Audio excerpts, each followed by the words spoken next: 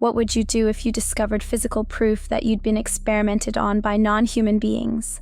Not blurry photos or recovered memories, but actual scars carved into your skin, blood work showing cellular damage that shouldn't exist, medical documentation from 3 different doctors who can't explain what happened to your body. What would you do if you woke up one morning and found evidence written across your flesh that something inhuman had taken pieces of you while you slept? I'm Ruby Mitchell, a 41-year-old high school teacher from Littleton, a small suburb just outside Denver. 6 months ago, I would have laughed at anyone telling me this story. I taught American history at Jefferson High, coached the debate team every Tuesday and Thursday, and lived what I thought was a completely predictable life with my boyfriend Michael. UFOs, alien abduction. That was the stuff of late-night cable documentaries and conspiracy theory websites. But here's where it gets interesting. I'd always been what my students called hyper-aware. I could walk into my classroom and immediately sense the mood, whether someone was having a rough day, if there was tension between students, or if something was just off.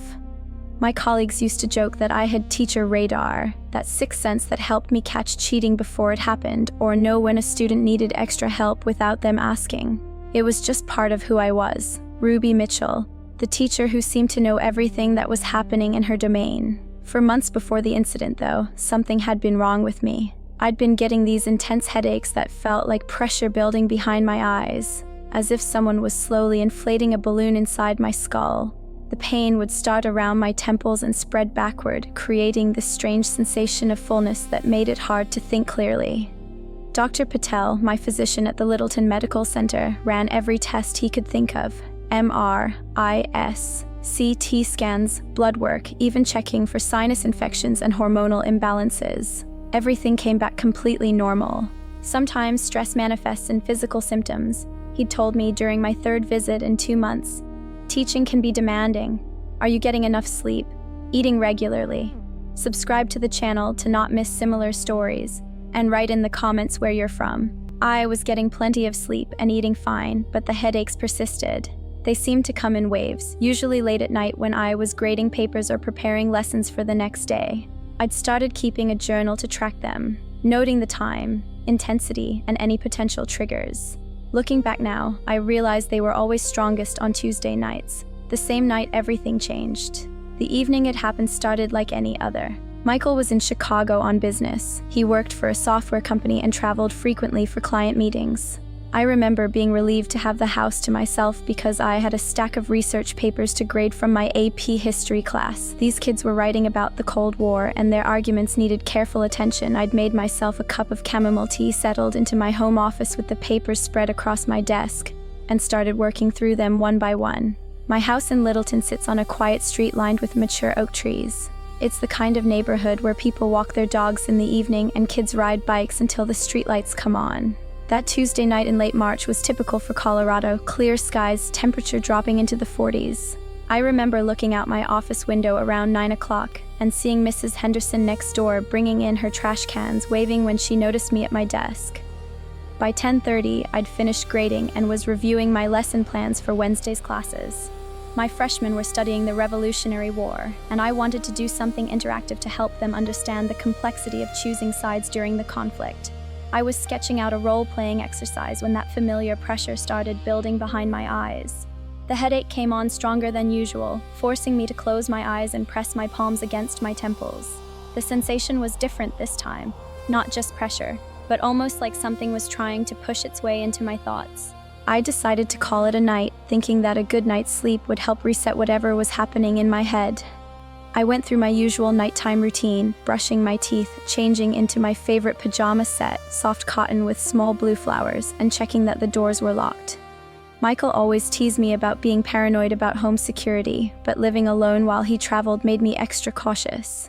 I remember specifically checking the front door, deadbolt, and the sliding door to our back patio before heading to bed. Sleep came easily despite the headache. I remember sinking into my pillow around 11 and feeling that familiar drift toward unconsciousness. The last thing I was aware of was the sound of wind in the oak trees outside our bedroom window. I woke up at exactly 3:30 a.m., but not in my bed. I was lying on my back on what felt like a cold metal table, wearing only my underwear. The surface beneath me was so cold it made my skin ache, and I could feel goosebumps raising along my arms and legs. The room around me was bathed in an eerie blue light that seemed to come from everywhere and nowhere, not from overhead fixtures or lamps, but as if the walls themselves were glowing with a soft, pulsing illumination. I tried to sit up, to move, to call out, but my body was completely paralyzed. Not restrained, there were no straps or restraints holding me down, but frozen, as if every voluntary muscle in my body had simply stopped responding to my brain's commands. Only my eyes could move, darting frantically as I tried to make sense of where I was and what was happening to me. The panic was immediate and overwhelming. In my 16 years of teaching, I'd handled every kind of classroom crisis, medical emergencies, violent outbursts, even a small fire in the chemistry lab next door. I prided myself on staying calm under pressure, on being the adult who could handle whatever chaos erupted around me. But lying on that table, unable to move or speak, I felt a terror unlike anything I'd ever experienced. That's when I saw them. 3 beings entered my field of vision, moving with an eerie, gliding motion that made no sound on the floor. They were approximately 4.5 feet tall, with disproportionately large heads that seemed almost too heavy for their thin necks. Their skulls were elongated, stretching back from their foreheads in a way that looked anatomically impossible, but it was their eyes that made my heart race with fear. Massive, black almond-shaped organs that took up nearly a third of their faces. There were no visible pupils or irises, just endless black depths that seemed to absorb light rather than reflect it. Their skin was grayish-white and appeared translucent, showing dark veins running beneath the surface like a roadmap of their alien circulatory system. They wore no clothing that I could see, their bodies appearing smooth and sexless, almost mechanical in their movements. When they communicated, it wasn't through speech, but through subtle changes in posture and gesture, as if they were operating with a shared consciousness that required no words. But here's where it gets truly terrifying. The being I came to think of as the leader positioned itself near my head. In its elongated, 4-fingered hand, it held a thin metal device about the length of a pencil, with a tip that glowed with the same blue light that filled the room. Without any warning or preparation, it inserted this instrument into my right nostril. The sensation was indescribable, not just physical discomfort, but a violation that seemed to reach into the core of my being. I could feel the device probing deeper, past my nasal cavity, seeking something in the depths of my brain. It moved with purpose, as if following a predetermined path through my anatomy. The pressure was intense, and I had the horrifying realization that this thing was sampling my brain tissue, extracting something from the most private part of my body. While the leader worked with its probe, the other 2 beings began their own procedures. One moved to my chin, producing a sharp, scalpel-like instrument that gleamed in the blue light. With clinical precision, it scraped away a sample of blood from just beneath my jawline. I could feel the blade cutting into my skin, drawing blood that it carefully collected in a small, crystalline container. Simultaneously, the 3rd being focused on my hands and collarbone area. Its instrument looked different, broader, with a serrated edge designed for scraping. It methodically collected skin samples from my knuckles, the backs of my hands, and the delicate skin around my collarbone. Each scrape sent sharp pain through my paralyzed body, but what was worse was watching these creatures harvest pieces of me like I was some kind of biological specimen. The collection process felt like it lasted for hours, though it could have been minutes. Time seemed distorted in that place. They worked with the efficiency of medical professionals, each focused on their specific task, treating my body like a resource to be cataloged and sampled. I felt like livestock being processed, reduced to nothing more than genetic material and biological data. The physical violations were horrifying enough, but then the leader finished with its nasal probe and moved its hand toward my forehead. The moment its skin made contact with mine, everything changed. The instant its flesh touched my forehead, I lost consciousness, not the gradual fade of natural sleep, but an immediate switch-like termination of awareness. But in the split second before the darkness took me, my mind exploded with images that weren't my own. These weren't memories or dreams or hallucinations. They were something else entirely, scenes of unimaginable torture, death, and suffering that seemed to be downloaded directly into my consciousness. I saw images of humans being dissected while still alive, their screams echoing through sterile chambers. I witnessed mass graves filled with bodies that had been experimented on, their limbs twisted in impossible angles. There were laboratories filled with tanks containing floating human-alien hybrid fetuses, their developing faces a nightmare fusion of human features and those terrible black eyes. The images came faster than I could process them. Violent scenes of abduction, experimentation, and disposal of human subjects. It was as if they were forcing me to witness the fate of others who had been taken, showing me what they were capable of. what they had done to people like me. The visions were so vivid, so intensely disturbing, that my consciousness tried to reject them, but they kept pushing deeper into my mind, burning themselves into my memory where they would surface randomly for months to come. Then there was nothing. I woke up in my own bed at exactly 6:47 a.m., wearing the same blue flowered pajamas I'd gone to sleep in, but everything felt wrong. The fabric felt different against my skin, as if someone else had dressed me. The pajama top was inside out, and the pants were twisted around my waist in a way that suggested they'd been put on hastily by unfamiliar hands. My first instinct was to check myself for evidence of what had happened. The dream, if it was a dream, had been so vivid, so real, that I expected to find proof on my body, and I did. There was a tiny puncture wound in my right nostril, barely visible but tender to the touch. Under my chin, I found a small cut that was still slightly bleeding, creating a thin red line on my skin. On my hands and around my collarbone, there were faint scrape marks where skin had been removed, the area slightly red and irritated, but it was how I felt that convinced me something real had happened to my body. I was feverish and nauseous, with a bone-deep exhaustion that felt different from normal tiredness. My entire system felt compromised, as if something fundamental had been altered at the cellular level. There was also a strange metallic taste in my mouth and a persistent ringing in my ears that would last for weeks. I called in sick that Wednesday, something I rarely did. My principal, Mrs. Rodriguez, was surprised. I had perfect attendance and usually came to work even when I was under the weather. "Take care of yourself, Ruby," she said when I explained I wasn't feeling well. "Your freshmen are reviewing for their test anyway. Mr. Patterson can cover your classes." Instead of going to school, I spent the day documenting everything I could remember about the experience.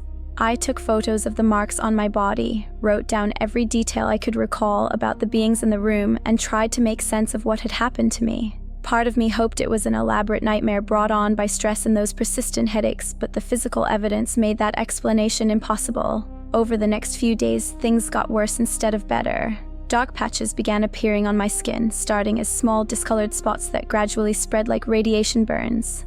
They were most prominent on my hands and around my collarbone, exactly where the beings had taken their samples. The patches didn't hurt, but they felt different from normal skin, slightly thicker and with a texture that reminded me of scar tissue. Dr. Patel was completely baffled when I showed him the marks during an emergency appointment on Friday. He examined them carefully, taking photographs and ordering blood work and skin biopsies. When the results came back, they only deepened the mystery. "Your white cell count is elevated, suggesting your body is fighting some kind of infection or contamination," he explained, reviewing the lab reports in his office. "The skin biopsies show cellular damage that's consistent with radiation exposure, but we can't identify any source." "Have you been exposed to any unusual chemicals or medical procedures recently?" I couldn't tell him the truth. Who would believe such a story? Instead, I mentioned that I'd been getting those headaches and wondered if there might be a connection. He prescribed antibiotics and a topical treatment for the skin discoloration, but admitted he was puzzled by my symptoms. The psychological impact was even more devastating than the physical effects. Those horrible images the beings had forced into my mind began surfacing randomly throughout my days. I'd be teaching a lesson about the Battle of Gettysburg when suddenly my mind would fill with visions of human experimentation. I'd be grading papers when flashes of those grotesque hybrid creatures would make me physically ill. Sleep became impossible. Every night I'd lie in bed terrified that they would come back for me. I started sleeping with all the lights on, with music playing, with my phone charging next to my pillow so I could call for help if needed. But the fear wasn't just about being taken again. It was about what they might have done with the samples they collected from my body. Michael returned from Chicago the following Monday, immediately noticing that something was wrong with me. I'd lost weight, had dark circles under my eyes, and jumped at every unexpected sound.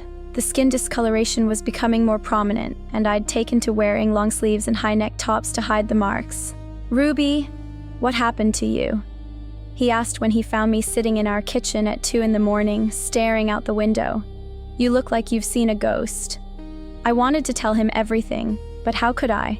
Michael was a practical, logical person who worked in software development. He believed in data and evidence, not in alien abduction stories.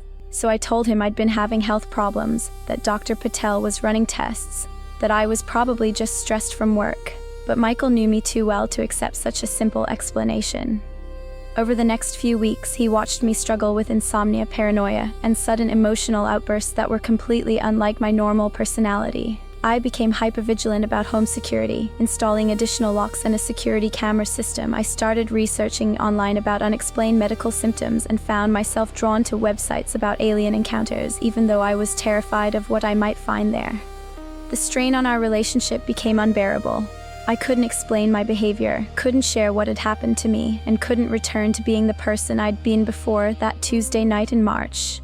Michael tried to be supportive, but living with someone who was constantly afraid and unable to explain why became exhausting for him.